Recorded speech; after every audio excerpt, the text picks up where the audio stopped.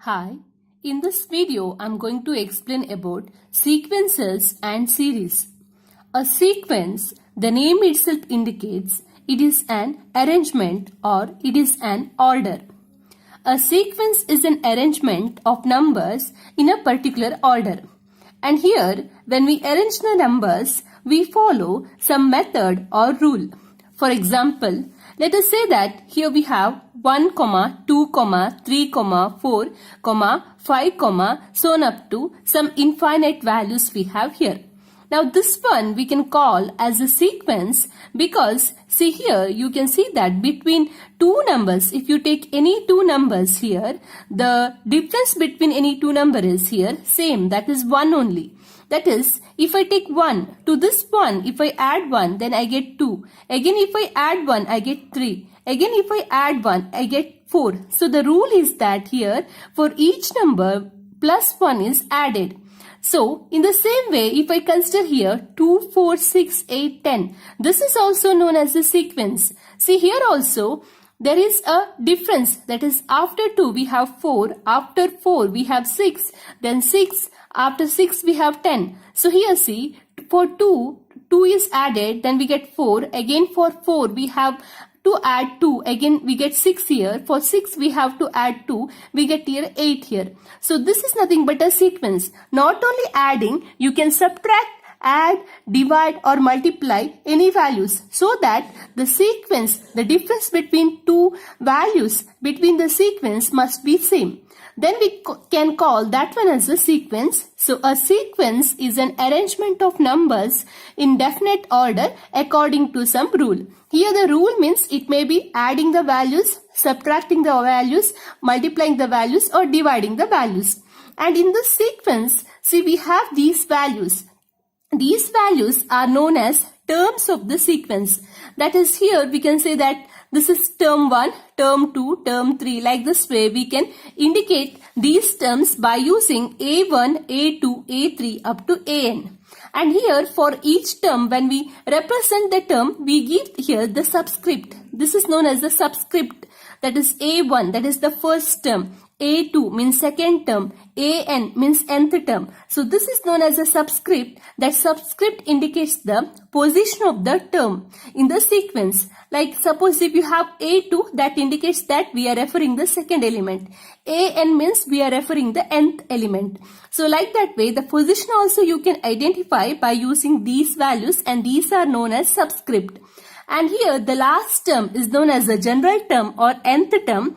That is the value at the nth position. Suppose somewhere here you have some value, let us say that that is nth value, then we can call that one as the nth term. And in sequence we can have different types also. There are mainly two types. One is known as a finite sequence, another one is known as an infinite sequence. The finite sequence means here there is an end. Here we have some limited values.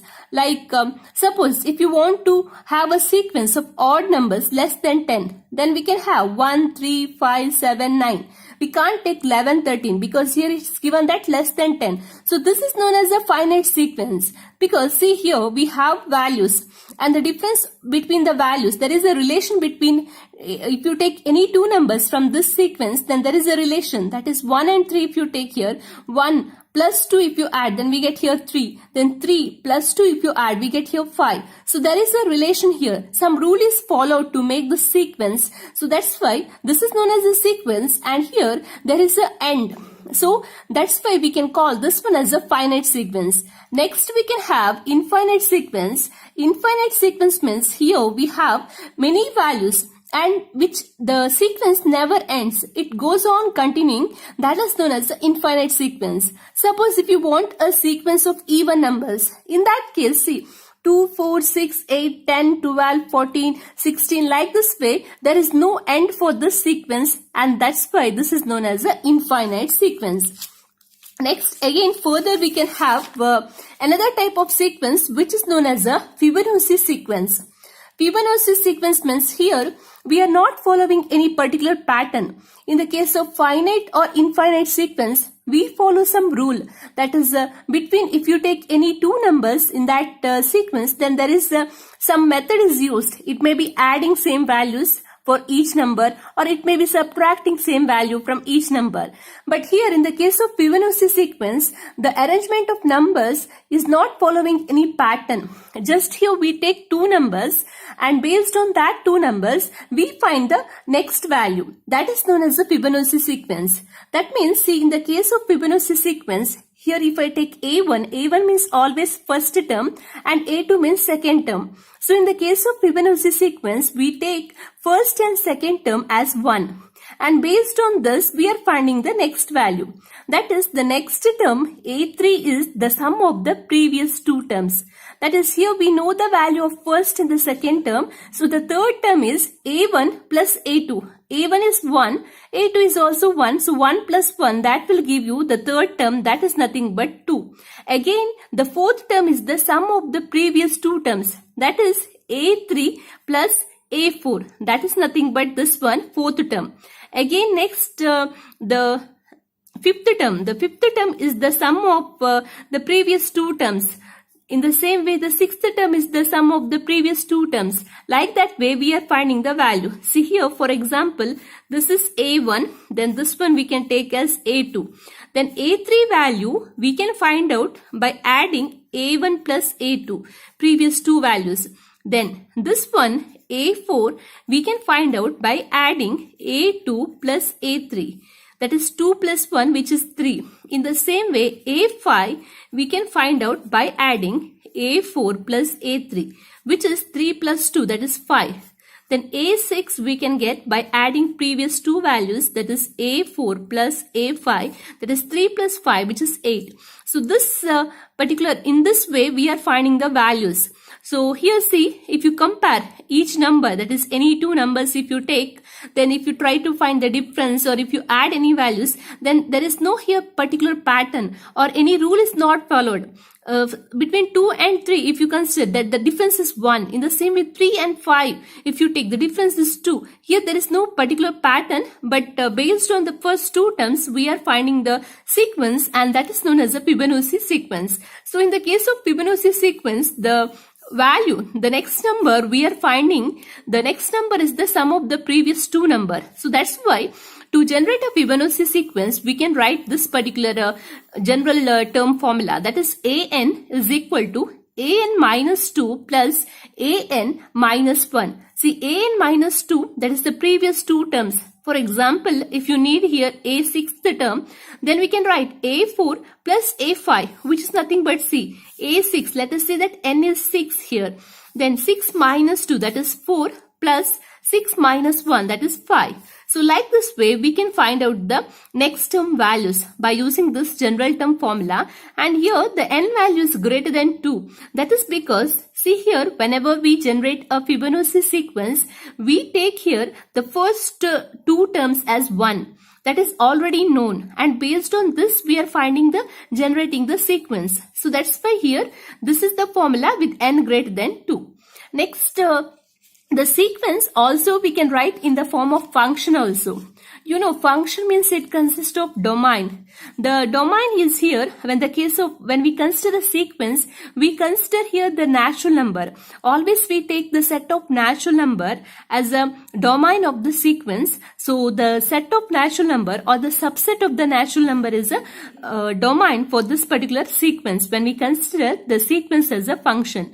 Subset means any values, like we have in the case of natural number set, we have 1, 2, 3, 4, 5, like this way. Infinite set, the natural number set is an infinite set. From this, if we take some numbers, let us say that I have taken 4, 5, 6, 7, 8. This is also one subset of this one. Or I have taken some 10, 11, 12, like this way up to k. This is also one subset of this one. So the natural number set or a subset of that is a domain for this sequence when we consider the function, when we consider a sequence as a function. And we can represent the nth term as like this way, or even by using a functional notation, you can represent the sequence in this way, that is a of n.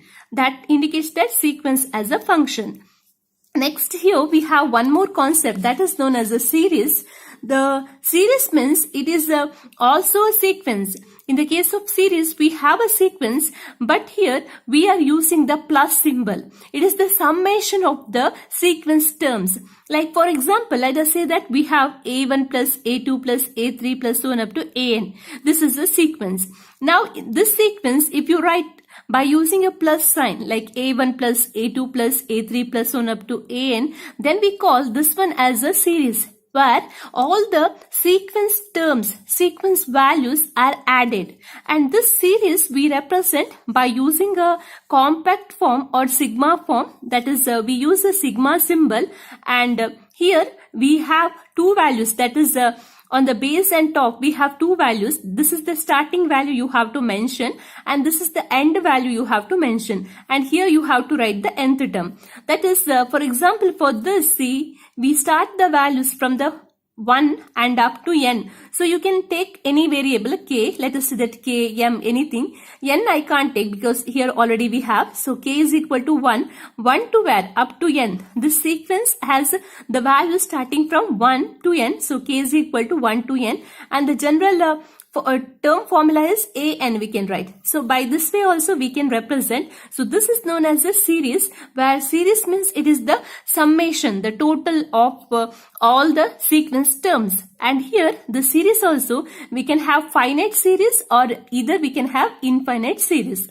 If you like this video, please like and subscribe. Also click the bell icon to get regular notification. Thanks for watching.